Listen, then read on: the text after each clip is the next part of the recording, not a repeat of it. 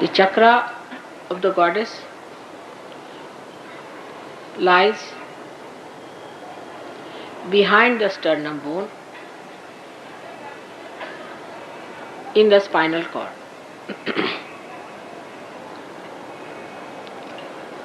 This chakra is placed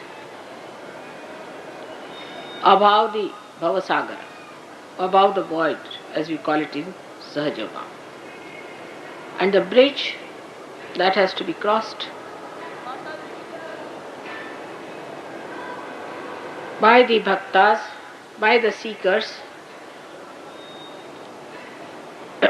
is guarded by her. She is the one, she helps her children to come through that passage when there are negative forces trying to attack on a seeker. This chakra is placed at the back of the sternum bone, as I told you. In childhood, the antibodies are formed in the sternum bone. They are the warriors or the Sainikas of the Devi.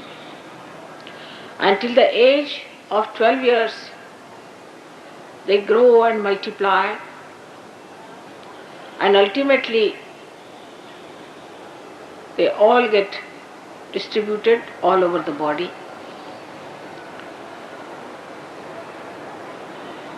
And a human being is made able to face any outside invasion on him.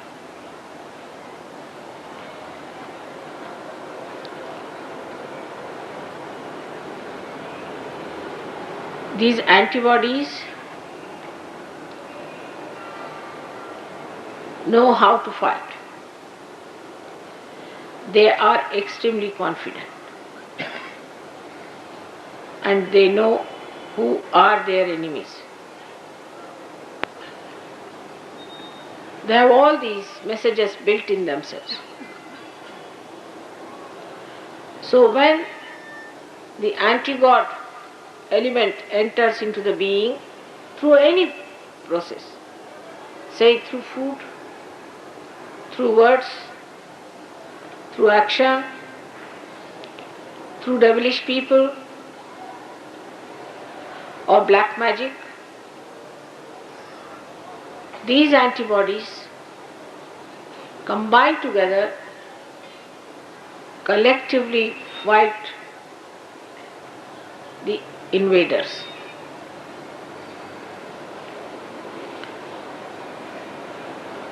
Those who do not have their central heart properly developed suffer from tremendous insecurity all their lives.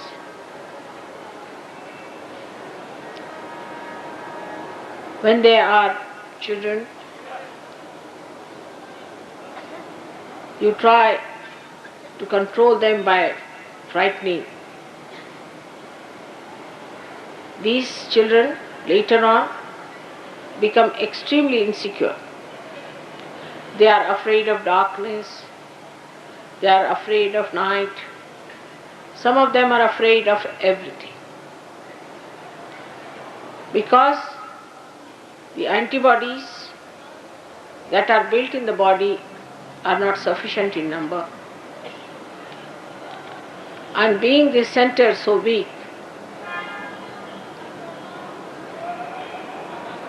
the person feels extremely insecure.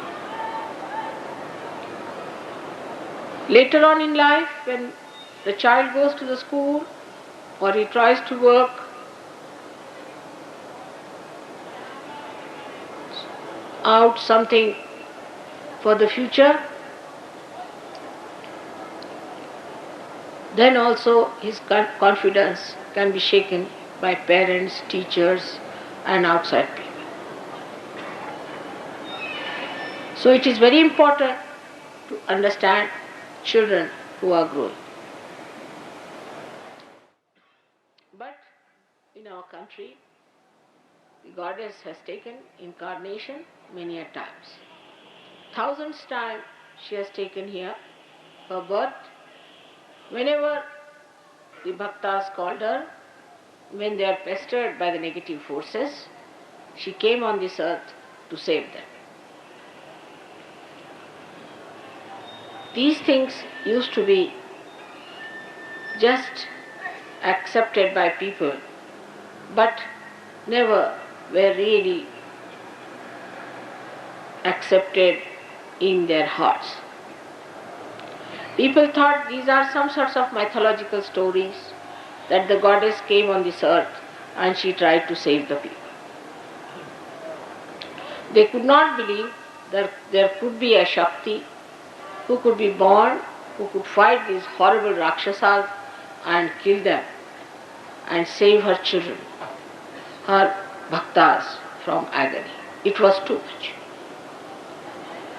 But today in Sahaja Yoga, you have seen that when Kundalini rises and stops at the center Nabhi, you have to say the mantra of Jagadamba, and the Kundalini rises. That means she resides in the center heart, and when she is being worshipped, the Kundalini rises. This center has got 12 petals,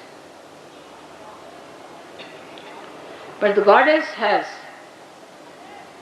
1,000 hands and 1,000 eyes.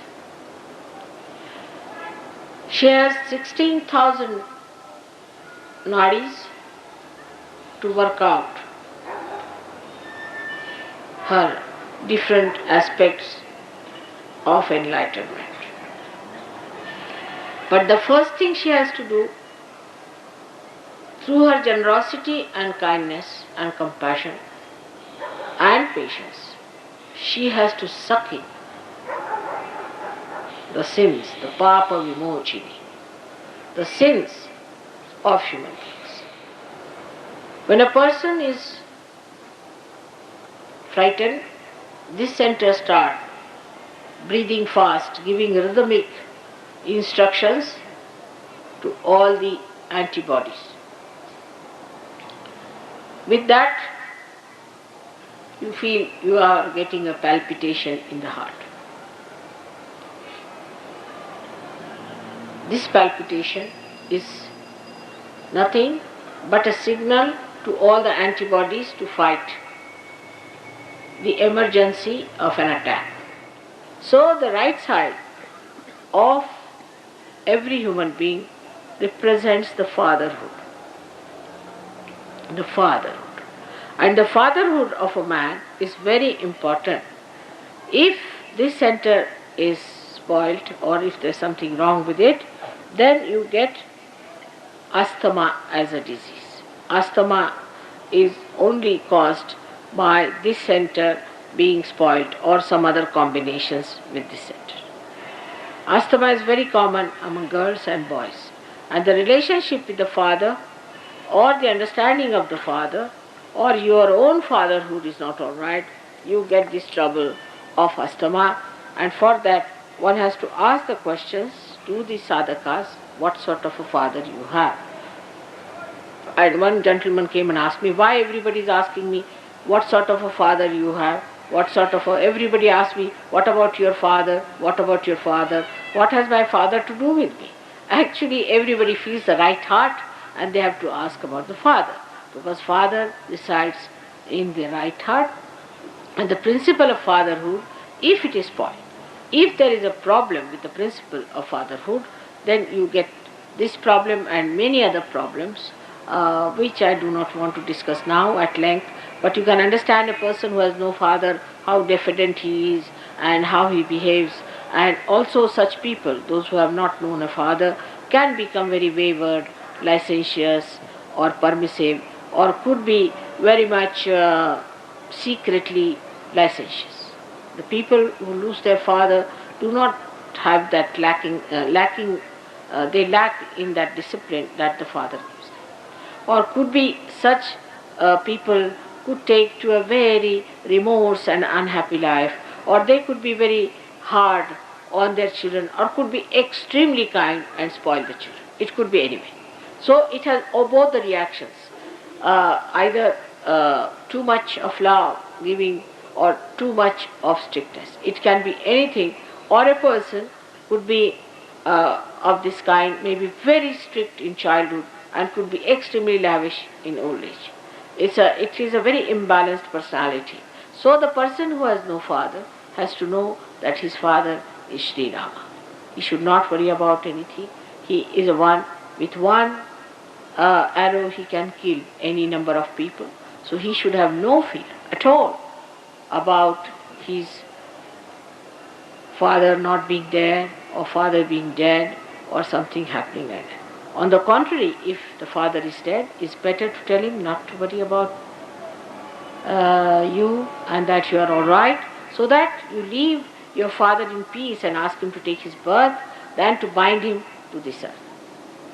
This is the right heart, and the left heart is the mother, actually your own mother, whosoever it is. That is the motherhood, in the sense that if your mother has been extremely unkind and extremely funny, or your relationship with mother is bad, then know that there's something wrong on the left hand, which is indicated in you.